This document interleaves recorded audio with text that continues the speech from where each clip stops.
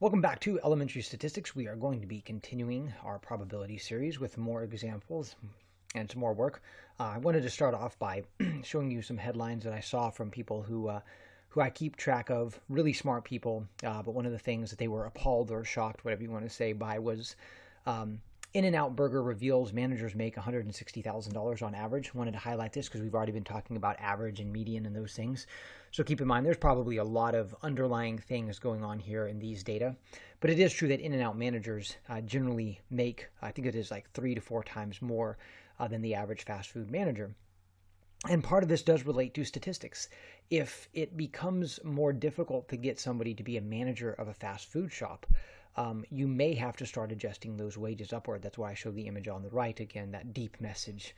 So you got to be careful about demeaning certain positions, because if there's a shortage of those workers, you may have to upward adjust. But the other brilliance of this with In-N-Out, it is somewhat of the statistics, and I've seen this in the numbers. You probably have heard of the idiom, it's better to go with the devil you know than the devil you don't know.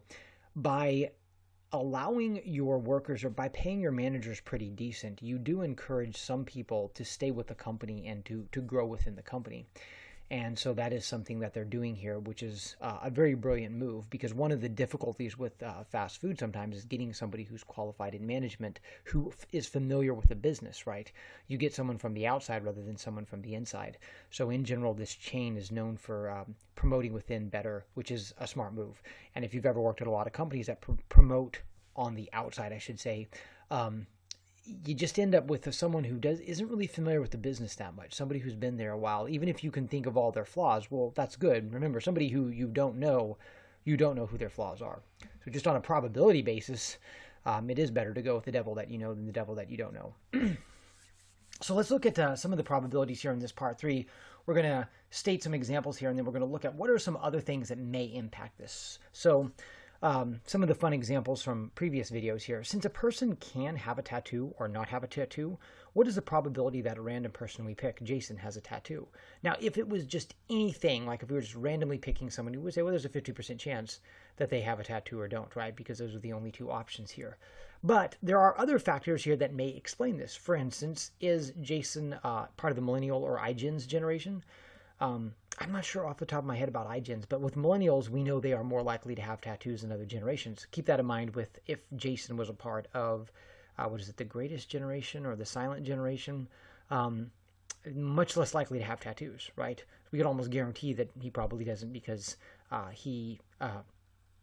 he's part of a generation where that was a very rare thing. Now, just in general, though, a random person, there's a 50% probability, but there may be factors about that person that are going to increase the likelihood whether he does. Case in point, I was at a restaurant the other day, actually it was yesterday, and so all of the people that were working at the restaurant were either millennials, iGens, may have been a Generation Xer or two, let's say.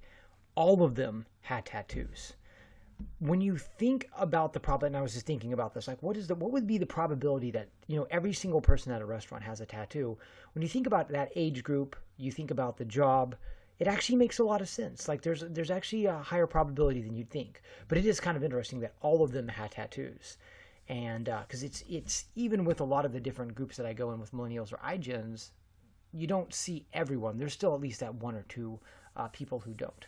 Okay, number 2 in this other example here, since a person on a given day can eat or not eat, choose not to eat, what is the probability that a random person we pick, Joseph, eats today, right?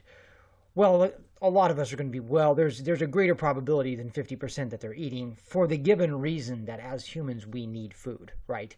And because we are humans and we need food, this is going to heavily impact this probability. Okay, another factor I should say that could impact this as well is access to food, right? Of course, we could go into, well, what is the definition of food? Like if somebody eats a slab of butter, is that considered food? And before anyone makes fun of me, it's like, well, actually there are people who do intermittent fasting, and for whatever reason it kind of cracks me up, but they don't consider like coconut oil something that breaks that fast. So yeah, I mean, they may define food differently, like it has to include some type of carbohydrates or whatnot. So as we continue to learn about probability, keep in mind that in practice, things may impact whether something is likely to happen or not. And we're going to be, as we discuss, we're about to start discussing independent and dependent probabilities. But in both of these examples, there would be factors that we would look at, like, one of the things that we could say instead of the Jason example is, what is the probability that we go into a restaurant and all of the workers are millennials? But because it's a restaurant and it's an entry-level job, that may be higher than we think. Or iGens, I should say. iGens more now than millennials. And so that may explain why we see what we're seeing.